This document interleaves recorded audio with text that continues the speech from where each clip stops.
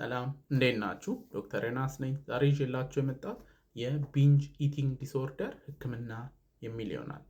በአማርኛ ምን እንደምለው አላውቅም፣ ግን ቢንጅ ኢቲንግ ዲስኦርደር ያለባቸው ሰዎች በቃ ምግብ ለመብላት ውስጣቸው ይገፋፋቸዋል። ከዛ በኋላ ከመጠን ያለፈ ነው የሚበሉት እና ለምሳሌ በልተው ጠግበው አሁንም ይቀጥላሉ መብላት፣ መቋቋም አይችሉም ስሜቱን። ኤክሰሲቭ ነው የሚበሉት እና በቃ እስከ 2 ሰዓት ምናምን ሊፈጅባቸው ይችላል እየበሉ ቀስ እያሉ እንጆይ እያደረጉ ሳይሆን ደግሞ ፍጥን እያሉ ነው። በቃ የተሻሙ ነው፣ ለብቻቸው ነው ራሱ ይሻማሉ። የተሻሙ ላብ እስከሚሆኑ ሊሆን ይችላል። ይበላሉ። ከዛ መጨረሻ ላይ ግን ራሳቸውን ይጠላሉ። ለምን እንዲያደረግኩኝ ይላሉ።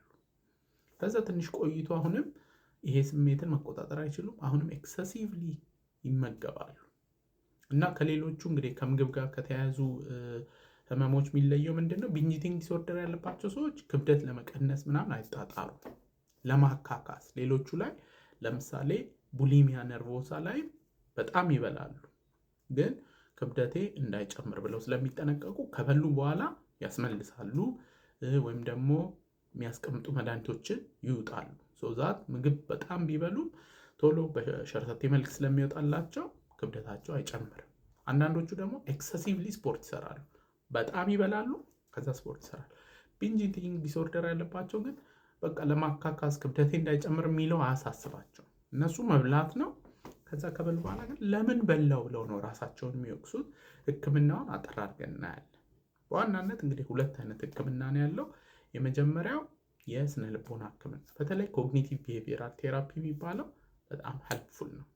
ሁለተኛው እንግዲህ የመድኃኒት ህክምና ነው። የመድኃኒት ህክምና ላይ የተለያዩ መድኃኒቶች አሉ። በዋናነት የምንጠቀምበት ሊስዴክሳምፌታሚን የሚባለውን ወይም በብራንድ ኔም ቫይቫንስ የሚባለውን መድኃኒት ነው። ይሄ መድኃኒት እንግዲህ ለኤዲኤችዲ የሚሰጥ መድኃኒት ነው እና ኤኒዌይ እንደ ሳይድ ኢፌክት የሰዎችን የምግብ ፍላጎት ሰፕረስ ያደርጋል። አንዳንድ ሰዎች ላይ ክብደት መቀነስም ያመጣል። ስለዚህ ቫይቫንስ ስንሰጣቸው ፍላጎታቸው ይቀንሳል፣ የምግብ ክብደታቸውም ይቀንሳል። ስለዚህ ለውጥ ያገኙበታል። ከዚህ በተጨማሪ ደግሞ ኤስኤስአርአይስ የምንላቸው የዲፕሬሽን መድኃኒቶችም ሊሰጡ ይችላሉ። እነዚህም ይሄ ኢምፐልሲቪቲውን በቃ ምግብ ሲያዩ መቆጣጠር አለመቻል እሱን ረጋ ያደርጋል።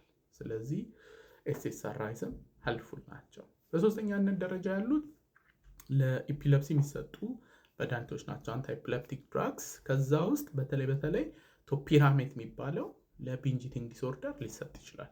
ቶፒራሜት አዝ ሳይድ ኢፌክት የሰዎችን ክብደት ይቀንሳል። ስለዚህ ልክ ቢንጅ ኢቲንግ ዲስኦርደር ላለባቸው ሰዎች ቶፒራሜትን ስናዝ 2 ኢፌክት አለው። አንደኛው አፒታይትን ይቀንሳል፣ ሁለተኛው ደግሞ ክብደትን ይቀንሳል። በአንድ ድንጋይ 2 ወፍ ነው ማለት ነው። ቤስት የሚባለው ግን የስነ ልቦና ህክምና ሲቢቲ ፕላስ እነዚህ ሜዲኬሽኖች። ከሜዲኬሽኖቹም ደግሞ የተሻለ ኤቪደንስ ያለው ቫይቫንስ የምንለው ወይም ሊስዴክሳምፌታሚን የምንለው መድኃኒት ነው። ሁለቱ ሲቀናጅ ሰዎች ይሄ ከመጠን በላይ መብላታቸውን ይቀንሳል። እሱ ሲቀንስላቸው ደግሞ ይሄ ራሳቸውን የሚጠሉት ዲፕሬሽኑ ይስተካከላል ማለት ነው። ለዛሬ እንግዲህ ይዤላችሁ የመጣሁት ይህንን ይመስላል።